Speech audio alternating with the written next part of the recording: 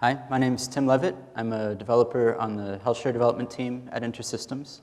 I've been building applications on InterSystems technology for a little over 9 years now, and it's been great.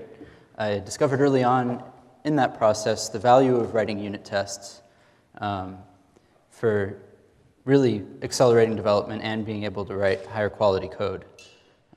So we're going to talk a little bit, just providing some background today on unit testing in ObjectScript, on tools available for continuous integration, specifically Jenkins, which I'll be demonstrating. And then we'll go into the main focal topic, which is test coverage. We'll talk about some of the concepts related to test coverage, some of the tools available in other languages briefly, and then we'll dive into the solution that I've built that we've been using internally for HealthShare development and for internal applications for measuring test coverage, which I'm very happy to say is now available on GitHub and on the Open Exchange that you heard mentioned, I think, yesterday. So we'll go through a demo of that, using it in Jenkins, seeing some pretty graphs and charts, and we'll talk a little bit more about what we're doing with it at InterSystems. So I hope that this is something that you'll be able to take advantage of. Before I dive in, I'm kind of curious, by a show of hands, who of you are using unit tests with the cache %unit test framework for your applications? Okay. How many of you also have those automated, running whenever a change is submitted or even on a nightly basis? Wow, okay. So there's a lot to learn. That's helpful to know going into it, and I'll try to spend a little bit more time looking at just the basics of what you do in Jenkins as an example to get unit tests running automatically. So the key idea that I'd like to impart today is that unit tests are an essential tool for building high-quality software. Many of you may already know that. But on top of that, measuring how well they cover the code under test can help developers write more valuable tests to show them where the weak areas are, and can also encourage adoption of unit testing within an organization by closing the feedback loop. And as a developer, it's good for me to be writing unit tests, but it's hard for me to know, are the unit tests I'm writing any good or not? Are they providing any value? So seeing some numbers and some charts, being able to see progress and introducing unit testing to a code base that hasn't had it historically is really helpful for adopting it. And we've seen this internally. So just starting out with a little bit of background about unit tests and continuous integration, unit testing with cache and continuous integration using some standard tools that are widely used elsewhere in the industry. The short of creating a unit test in ObjectScript is you create a subclass of %unittest.testCase. Within that class, you define instance methods with names starting with test that are then treated as the tests themselves. And within those, there are a bunch of $assert macros to assert that two things are equal, or assert that some value is true, or assert that two files have the same contents, for example. Then when you have a bunch of these unit tests, you make sure they're all exported on disk somewhere. You use the %unittest.manager class to import them and run them. And then you can see results in the management portal, and there are also commonly used additional tools to export to XML formats for use elsewhere. And we have very good documentation on the unit test framework available in ObjectScript in our online documentation. It's fairly straightforward to find there. Looking at an example of a unit test, we have a class named mypackage.tests that extends %unittest.testCase. There's a method in it, testAdd, so that method starts with test with a capital T, and that indicates that that method should be run when the unit test class itself is run. It's kind of trivial. It asserts that we have some method that adds two numbers. This asserts that 2 + 2 = 4, and that 2 + 2 is not equal to 5. That's kind of redundant because it's calling the same method two different ways. This is an example from our documentation, not a real-world one. We'll look at some more interesting examples later. Then to actually run these, you set the unit test root global to the path to your unit tests on the file system, and then you do #class %unittest.manager.runTest. And by default, this will delete all of the classes afterward because it's expecting to be run in some kind of automated setting where that's okay. If you're in the process of writing all of these tests in your development namespace, I would not recommend that. So you can just pass in a no delete flag in the second argument to this method.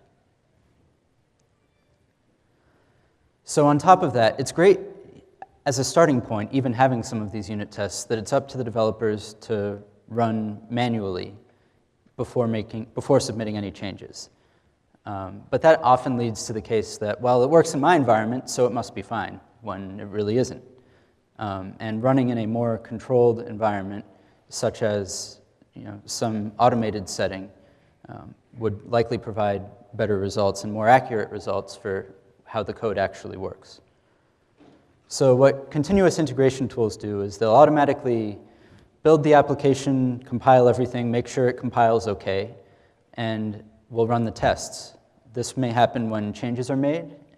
We actually, for HealthShare development, have these run whenever a code review is created. We use Perforce. So Perforce has a tool called Swarm that allows for code reviews. Whenever a Swarm review is created, that triggers our Jenkins for continuous integration. So it tries to build with the changes that haven't even been submitted yet. It's pretty cool. This will report on build failures and test results. So if things failed to compile, if some of the tests didn't pass, an email notification, for example, would be sent out to the people who committed changes since the last time a build happened. This may also produce some build artifacts, maybe a cache.dat file, maybe some other export that could be used to install the application later. There are a lot of tools available for this. We use Jenkins internally, which is a very popular option. So we use that for HealthShare, for internal applications, and also for track care. Going into a demo of just the basics, not going into test coverage yet, but just how Jenkins works with simple do a build, run the unit tests. I'll go over to a VM here. All right. So I'm going to demonstrate using the Widgets Direct application that's been showcased in previous global summits. It's just a really simple couple persistent classes, a REST API on top of that, a simple Angular UI that uses the REST APIs.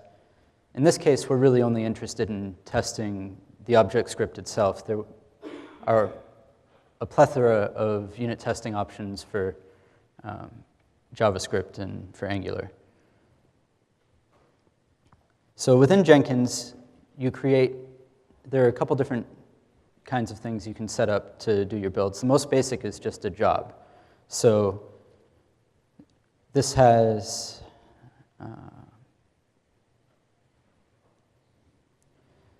information about where the source code comes from, what should trigger a build, whether it's some event where your source control system notifies Jenkins when a change is submitted, or if Jenkins should just poll periodically to see if anything has changed in source control.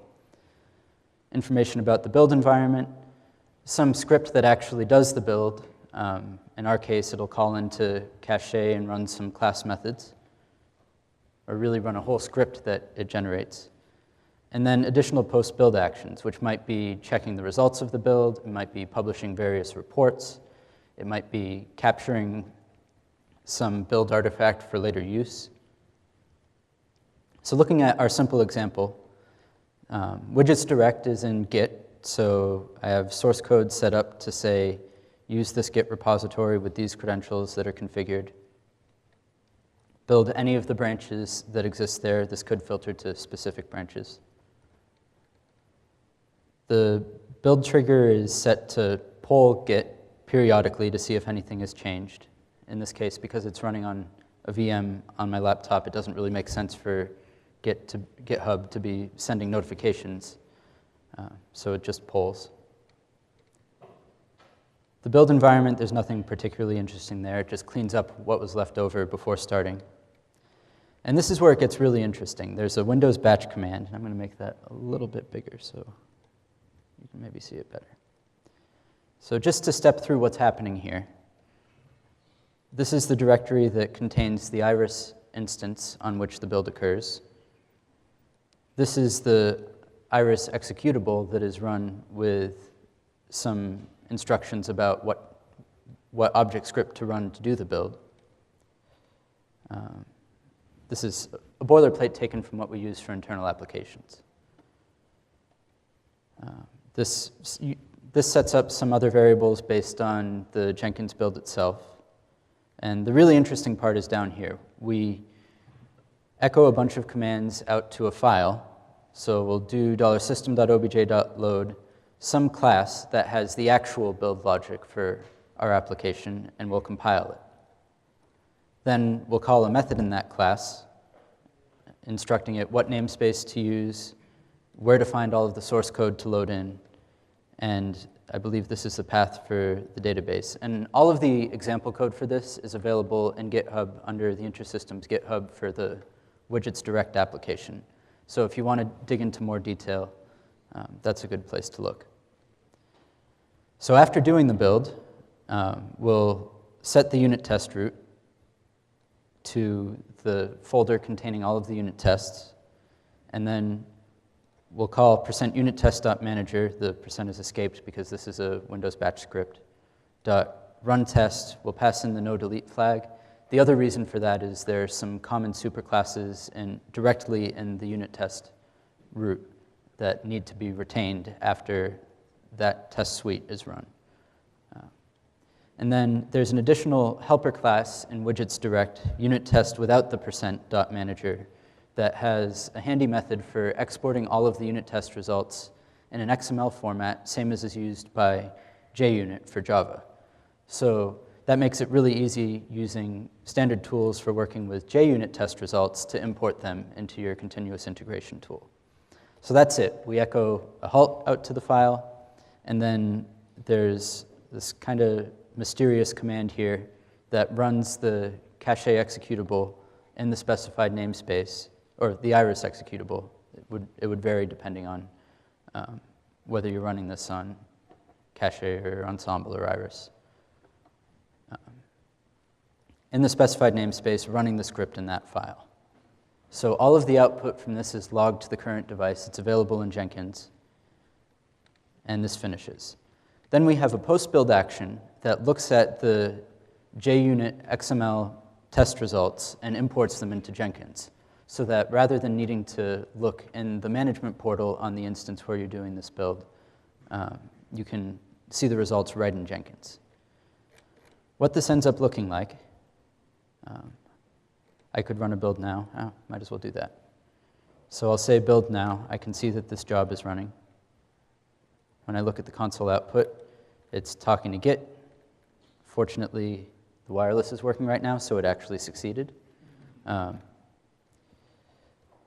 So I can see here that it's setting up a new namespace. This is the typical Ensemble namespace activation. Setting up a bunch of mappings. And now it's importing all of the code for the application, compiling it. And then here you can see it's running the unit tests. So it tracks the results by unit test suite. I can see that there is actually one unit test here with an assertion and another unit test with an assertion. And it says that the build finished with a success. I can also look and see the latest test result. I can see the names of the classes extending %unittest.test case. There's a toJSON method, a toJSON class, a test single widget test method, and all of the assertions in that method passed. If there had been failures, they would show up with details here.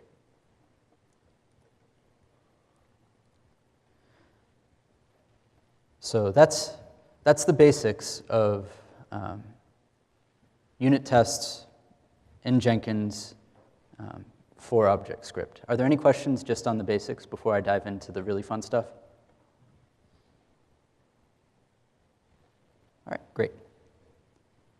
And just to note, I'm happy this afternoon, tomorrow, if you catch me at a social event or in the tech exchange to talk about any of this and your particular needs in more detail.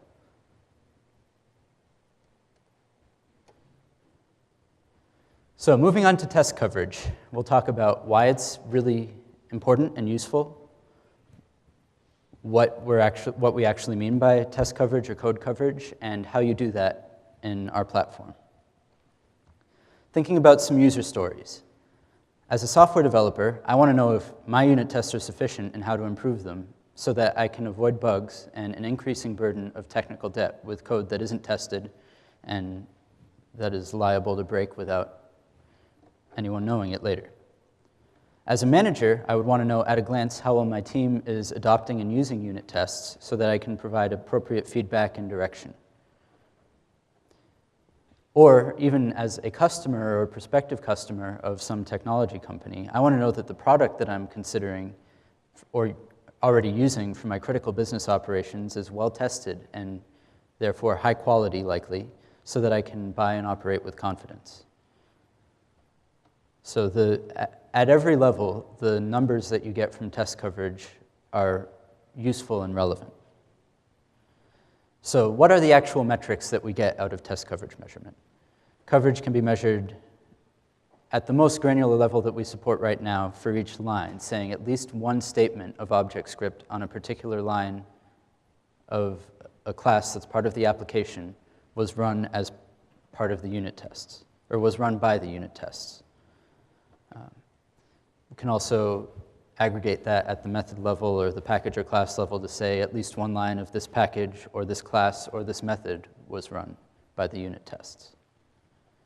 There are also more advanced features that we don't support yet, but that are available in other industry standard tools for measuring branch coverage, saying that a particular path through some unit of code was run by tests, or condition coverage, saying that a particular Boolean expression evaluated to true or false during the test execution. The other really useful metric that we're able to measure with the tool we have and feed into some charts in Jenkins that you'll see later is cyclomatic complexity. So if you have a really large application and it doesn't have any unit tests yet and you're not sure where to start, this can help inform these particular methods are very complicated. That would be a great place to start out writing unit tests because they're consequently likely the most fragile, most likely to have some latent bugs that you haven't found yet. So it's another helpful metric, and it's something that we support. There are plenty of tools available in other programming languages for measuring test coverage. For Java, Cobertura is one of them. That's similar to the JUnit export format. We end up supporting the Cobertura export format so that tools designed to work with that in Java can work with the solution we've built, and we'll get to that in a minute. There's also Clover and several others for Java. For JavaScript, from what I've seen, it looks like the main one is Istanbul, and then there are also others. These generally work in two possible ways. One is to instrument the code, adding in some additional statements to track what's actually being run when the tests run, and then recompile it. Or some of them may operate by instrumenting the compiled code directly. So, our solution, available on GitHub and the Open Exchange, as you saw yesterday. There's a link for it there. It works a whole lot like %unittest.manager. It's just a different class name, and there are some additional options that you can pass in. These are all documented in GitHub, and I'll go there in just a minute. It will work with your existing unit tests. You don't need to rewrite them.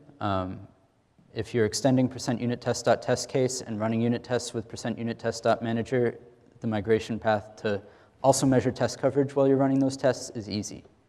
If you're using a custom unit test manager, it's not as easy. So there might be a little bit of work to do there. This will run on InterSystems Iris, any version. but we'll also work on Cache or Ensemble 2016.2 or later. Support could be added for earlier versions if you really need that. You can file an issue in the GitHub project, and maybe we can address that. But this is reasonably modern versions of Cache and Ensemble that are supported.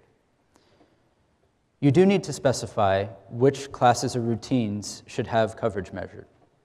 There's a way to do this. You define a file called coverage.list in the unit test root or in any subdirectory for a test suite. And prior to that suite running, that file's contents will be pulled in and used to determine which classes coverage should be measured for. It measures coverage at the package, class or routine, method, and line level. As I said, we don't support branch or condition coverage yet, although I would love to do that someday. This tool also includes a simple UI for viewing aggregated results to say what's the coverage for my entire project, or drilling down to see for an individual class, was this line run by unit tests or not. The tool also allows export in the Cobertura format for use in continuous integration tools like Jenkins, and that'll likely add its own layer of visualization tools to see what lines were run. This is not supported by the WRC because it's a tool that we've developed for our own internal use at InterSystems, and it's not actually a product, but it is supported by the developer community. If you have questions, you can post there. If you encounter issues or if there are enhancements that you really need, you can file an issue in GitHub, and we will happily accept quality contributions from the community if you have your own extensions. Say, if you want to integrate with some other common continuous integration tool other than Jenkins, if you want to contribute that export feature back in, great, we'll take it. So on to the really exciting part, which is a demo.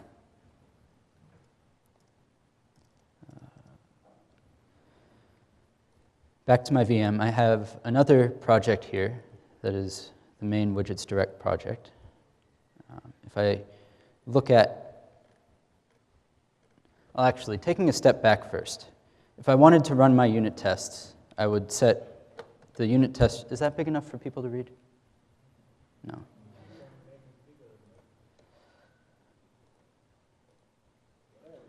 All right.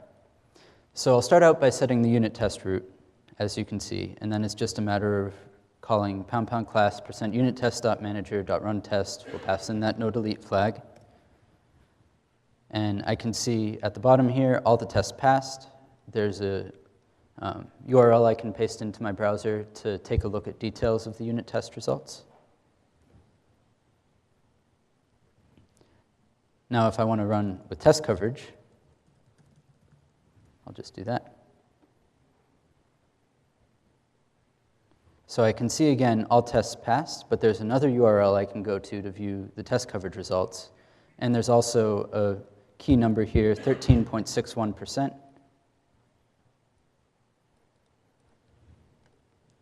So if I go to that URL,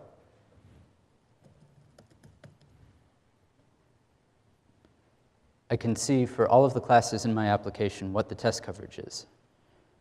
These three, rest.dispatch, rest.widget, user.www.widget, have no test coverage.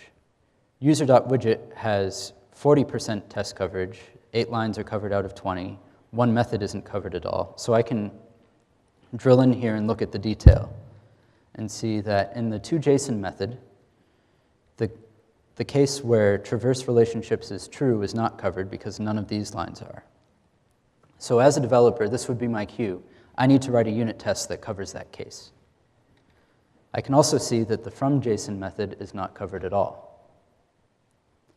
So what I would do then is I'd go into my editor. I'll create a new class.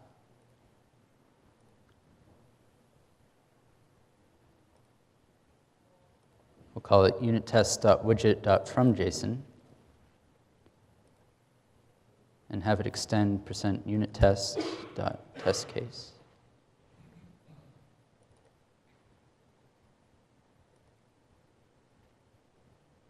And I'm going to cheat. I already have it all written out because it's too much to type out a whole unit test as part of a demo. So I'll create a dynamic object here, call the %2JSON method on it, and then I'll pass that into the fromJSON method as defined in that class and make some assertions about the resulting object, asserting that all of the properties were copied over properly.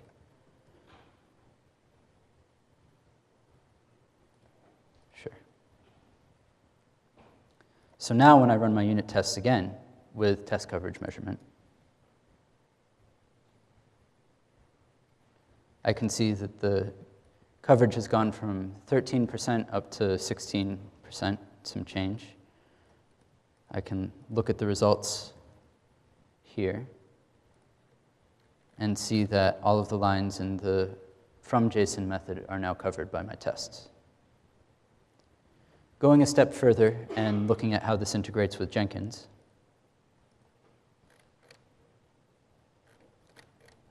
I'm in the widgets direct job configuration right now. And when I go down to this script, it's just a matter of calling testCoverage.manager instead of %unittest.manager. And then there's an additional class method call. There's this third argument that has additional options that are passed into the test coverage tool. And these are all documented in GitHub. This one says, collect detail on what code is covered at the overall level for all of the unit tests that run.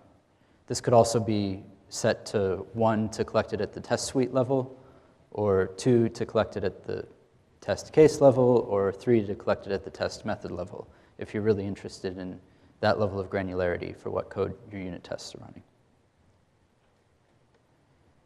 So this also gets back, by reference, a pointer to all of the unit test coverage results for that run. So that's passed into this generate report method that generates an XML file with all of the information on the test coverage and puts that in the Jenkins workspace. There's some additional post-build actions to pull in that file so that the results of test coverage are available in Jenkins. And then also to publish a scatter plot of code coverage versus cyclomatic complexity so that you can see the really complicated code that is not tested at all. And this is a custom version of the plugin. I need to add a little bit of documentation on that to GitHub. Kind of long story.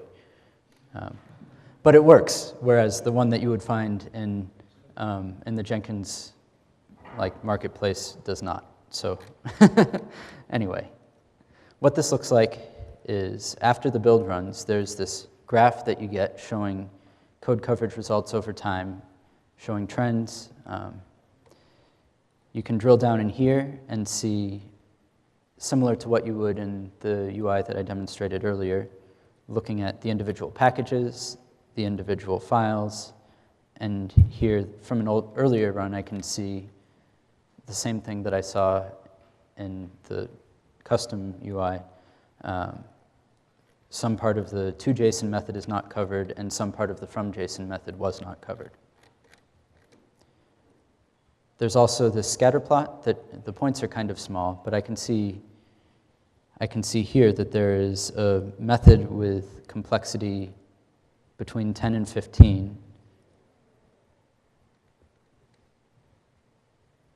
that is poorly covered. So in this case, because there are a whole bunch of if and else ifs, and there's a loop in there, this ends up being a complex method with a lot of possible paths through it, and that's a good candidate for additional unit tests.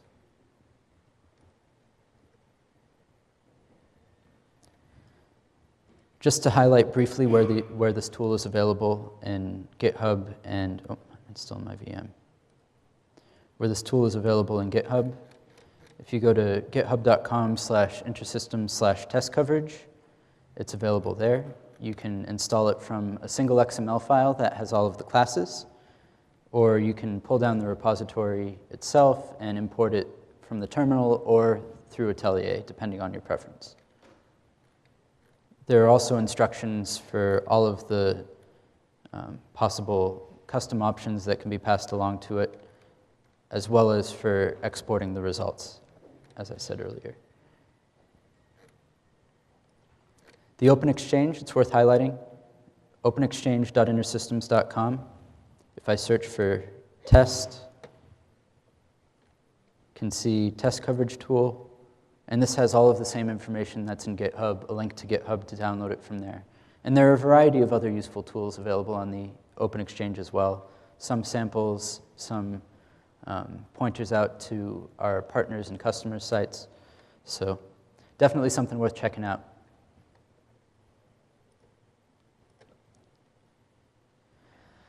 How does this actually work under the hood? So it uses the line-by-line monitor, which you might know as %sys.monlbl, but it's also available, there's a code API to that, in %monitor.system.line-by-line. And that tracks at the level of the .int code that you get when you compile a class or a routine, which lines were actually run. Then we use the debugger map that's used when you're stepping through a class in the debugger, and it's really under the hood stepping through this int code. We use that to map back from the int code level to what was actually run in the class. And then we use %library.syntaxcolor, which can take a chunk of ObjectScript and give you tokens for it, saying this is a comment, this is white space, this is the do command, this is a variable named do, this is a string containing do, for example. And based on that, it can figure out which code can actually be run versus what's just a comment or white space, not something that you should be penalized or given credit for.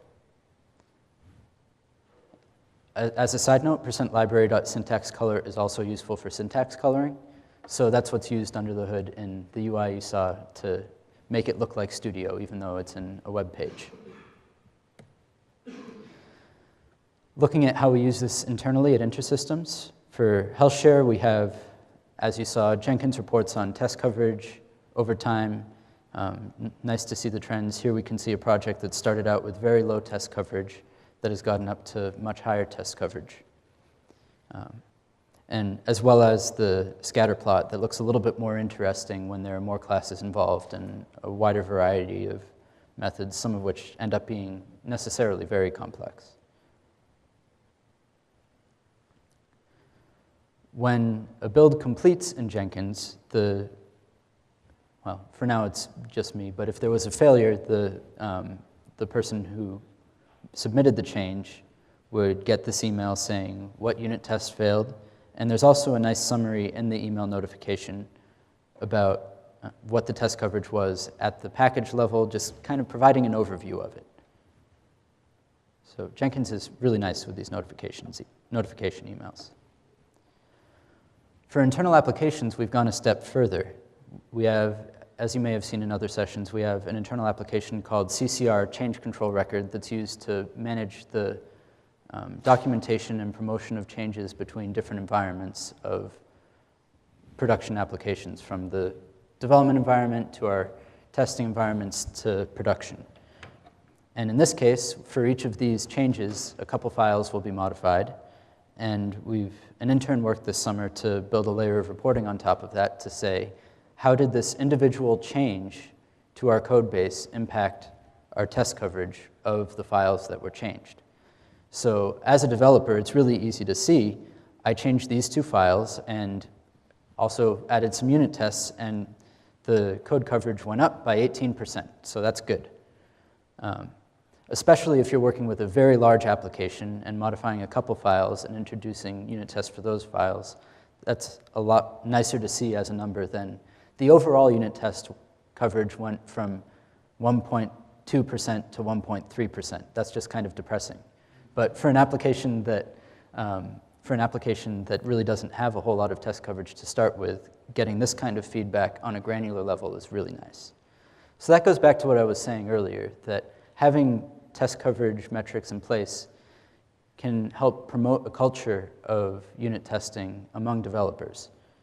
Because I think it's just a thing that developers like to see numbers like this. And it's nice to have that kind of feedback to say, there's some numeric value in the things that I'm doing, and it's not just wasting time writing some extra stuff that how do I know if it's any good or not? A couple caveats with the test coverage technique in general. You could write a bunch of unit tests that cover all the code and make no assertions about the behavior of the code you're testing, and those are really bad unit tests, but they'll look really good in the tool. So it's important to keep in mind that the objective is not just to get good code coverage, but to actually write good unit tests. And measuring code coverage and seeing which lines aren't covered is a tool to help write better unit tests to make assertions about what will happen in certain edge cases. On top of that, aiming for 100% line coverage is likely unreasonable and may just be impossible in some cases, especially if you don't have control over what your dependencies are doing. So if you have code that sends an email, for example, and you want to simulate what happens if the mail server responds in some particular strange way, that's a lot more difficult to unit test without designing with that in mind. That said, you can use a technique like dependency injection to say, rather than always calling the send method of %net.smtp, you pass in an instance of some class and call the send method on it. In your unit test, you would pass in some dummy class, and in your production code, you would pass in a real instance of %net.smtp. There are also some more advanced techniques like mocking that, with any luck, you will hear about at Global Summit next year. I'm kind of, we'll see. Also, as I said, there are some limitations of our tool as it currently stands. It doesn't support branch or condition coverage, although I would like for it to. And it currently has some limitations on measuring across multiple processes because of some odd behaviors of the line-by-line monitor. So hopefully with time we'll be able to resolve those or find better workarounds. But for now, it's really just focused on measuring which code is run in the current process where the unit tests are running. So if that's a major issue for your adoption of it, again, feel free to file an issue in GitHub and we can try to prioritize getting a fix for that. Are there any questions? Yes, so the question is, when did we start using this for health share and how has it helped? I think we started using it, I don't even remember, probably around the beginning of this year, I think. And it hasn't been fully rolled out to the team yet.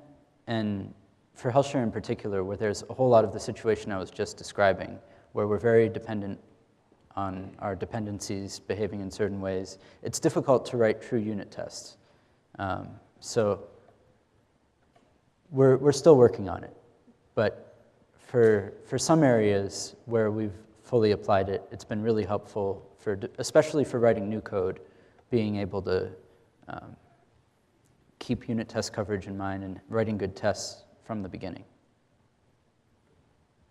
Yes?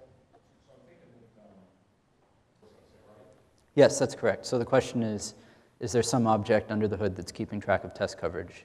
And the answer is yes. We have a couple of tables. There's a table, or a class or table, depending on which perspective you're looking at it, with the code itself. For the int code, for the class code, there's a table with a map between the two that's maintained. And then we also maintain separately from that what the test coverage is. So there's kind of nerding out about the stuff under the hood, but there's in the class with the code, there's a bit string saying for each line which ones could actually be run by unit tests, and then in the coverage results at whatever level, whether it's for all of the unit tests or for a particular test suite or class or method, there's a bit string in there saying which lines were run. So aggregating across that is really easy. And it is using persistent classes, tables, SQL extensively.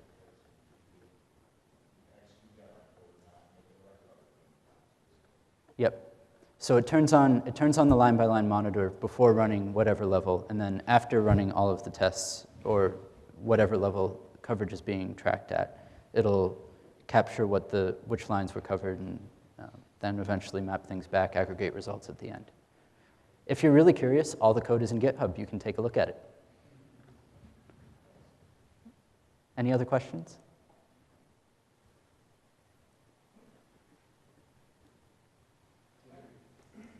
At one time, I was using this for a system application, a bunch of legacy code that we weren't going to write unit tests for all of that legacy code. So we were kind of jiggling it up and pretending we were doing a regression. Yeah.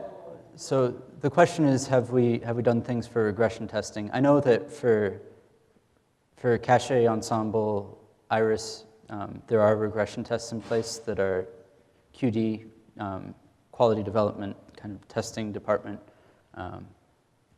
has.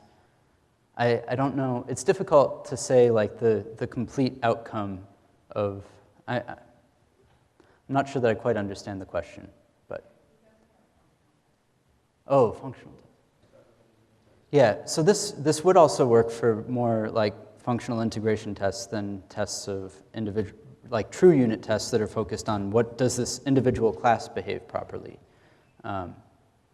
We tend to draw a distinction between unit tests and integration tests in terms of, how fast is it, how much time does it take to set up, is it disruptive, like can I run it on my development environment without breaking things? But the same techniques could be applied to broader scope tests as well. All right, we're running. Oh. Do you want me to give a 60-second overview of the app services experience with it? Well, the timer says 13 seconds, so I think. Well, all right. Why don't one user story from InterSystems about how this process has gone. We can add that in. I'll just say after that, please do complete the survey in the event app, and feel free to look at the additional resources. This will be available later. My name's Ben Speed, and I actually manage our internal apps team. Tim had the screenshot up there of what we're doing with actual per change code coverage calculations. And I can say, from the keynote on Monday morning, this has been absolutely revolutionary for us as opposed to evolutionary, and we've only been using it for a month. It's completely transformed the way that my developers think about unit tests because they're able to see immediate feedback on the result of their changes and then the unit tests that either did or did not write. And I'm actually keeping them accountable on those numbers in terms of is it adding to technical debt or removing it. And we struggled for 8 years to get to the point of how do we inject unit test culture into internal apps development. And this past February, we were able to finally get to automated build with Jenkins, automated unit testing, which was great because then we could have stability. Code coverage gave us a number across the app, but with this change that we put live a little over a month ago, that's what flipped the switch for all of my developers because now they have something that's directly applied to what they're working on right then, and it's not like trying to boil the ocean. So feel free to talk to me if you have questions, but I want to say hats off to Tim for his phenomenal work with code coverage because it's completely changed how we do stuff internally for internal apps dev, and I'd encourage any development managers or architects or whoever within your organization, take a close look at what he's provided on GitHub because it is transformative. So good job, Tim.